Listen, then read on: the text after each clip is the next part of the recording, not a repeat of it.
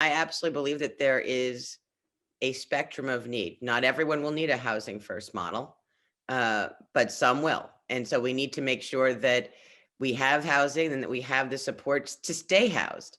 The last thing we want to see is anyone going back into shelter and sort of looping through the system again. That is completely disruptive to families and particularly challenging for children. So I believe that there, and actually I would say specifically for families that have disabilities, that having supportive housing is very, very critical. Is we should support supportive housing.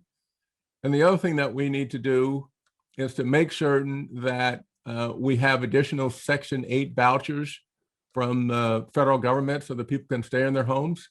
And as far as that goes, we need to make certain also that we protect the vouchers and the holders from discrimination. And the vouchers have to actually mean something. They have to have the currency, and people need to accept that currency. And we need to enforce where we see discrimination. We need to take legal action to make sure that we denounce that discrimination, and so that people can stay in their homes. And today, unless we do that, the number of people who are suffering, who may be subjected to being evicted, is not something that we can't allow that to happen. I would not allow that to happen. That's not acceptable to me. I mean, I think I think there's something to be said for providing a family with housing, right? That's the first stabilizer. I think housing first is a critical part. But we can't assume that families that have been struggling with other issues are going to be fine just because they have housing, right? And so we have to make sure that we're providing the additional supports and resources that families need in order to stabilize so that they can actually maintain their housing, right? Because what I've seen as a shelter operator for the last 10 years was there was a little bit of there was a revolving door, right?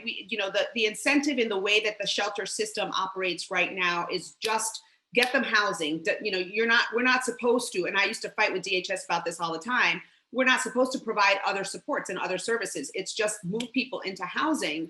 And when you know that families need other things in order to stabilize and you can't do that, you are actually contributing to the problem, because families end up being unstable and insecure and end up being homeless again within 6 months or whatever, if they don't have the economic stability that they need and the other supports that they need. So I think it's important for families to be provided with, for us to move to a system where we're doing a sort of deep and comprehensive assessment of supports that are necessary, prioritizing housing, and then providing people with the additional supports that they need so that they can stay in the housing. And that has not been a part of the model that we've, and I know this, my frustration, right, has been in running these programs and actually trying to find other ways to provide supportive services. Like I would have to seek private funding essentially in order to provide like job training or education courses or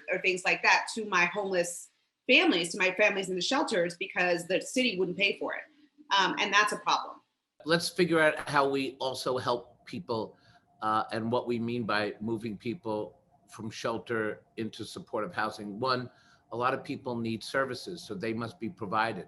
A lot of people need jobs and job retraining. And after this pandemic, I want to ensure that people have an opportunity to participate in real workforce development programs, to go back into the job market, to make sure that the children who are in shelters are getting the services they need, whether it's mental health services and the like. Think about what's happening with the kids. I just did an audit, Rhonda, that showed that in the family shelters that have kids 0 to 3, right? So I'm talking about the babies.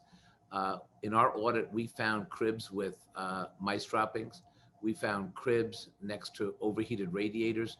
We found shelter conditions that were so atrocious. I cannot believe that this administration accepts that children live in these conditions. When I'm mayor, this is all going to change. We're going to think how we provide essential services, how we create job retraining, but also I am never going to allow one single child to ever again be in a dangerous situation. The parents that are in homeless shelters are there and they love their children and they want to do everything they can. And it's the job of this big fancy government of ours and this city to provide these services. Look, Wall Street made $38 billion during this pandemic, $38 billion. They made bank. And I believe that it's time for our recovery to center on the people who are very much part of our city. They just happen to not make a lot of money. They haven't had the same opportunities. And it's time to reverse the priorities in the city. And I'm going to use my experience as controller, as borough president, to be ready on day one to meet the housing and the supportive service challenges of homeless and the people who are about to be homeless in our city.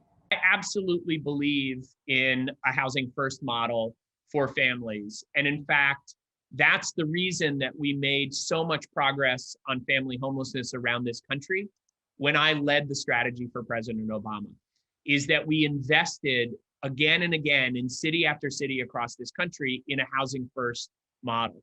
New York City used to be a leader in that, but it's fallen behind over the last 8 years. We need to lead the country again in those solutions. And I know they can work because I've worked side by side with mayors to invest in supportive housing for families and to make it work. But you also asked about how do we make sure once folks get housed, that they actually stay housed. And that's a critical thing first that we need to do in making sure every resident is getting the housing counseling and other services they need to be able to get jobs, to raise their incomes, to keep their kids in school.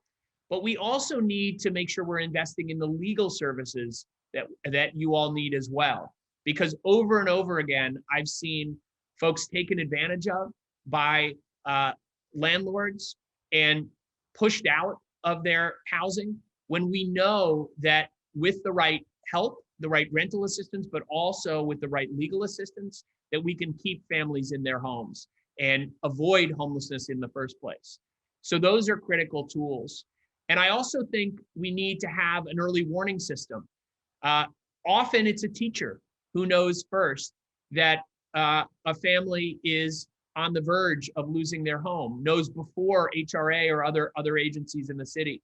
And we need to make sure we're prioritizing getting help and an early warning system into our schools so that we ensure that we catch families before they fall into homelessness and to keep them housed. There's a number of things that I believe we can do. Number one, I mentioned earlier about having a real living wage in the city and make sure we connect you to good employment so that you can remain housed. Second, which seems like not a lot, but it is a lot, of financial literacy, to really take you and partner you with banks, partner you with some of the financial literacy experts, and put you on a pathway to home ownership, low income home ownership through co-ops, through Nehemiah, through Mitchell-Lamas.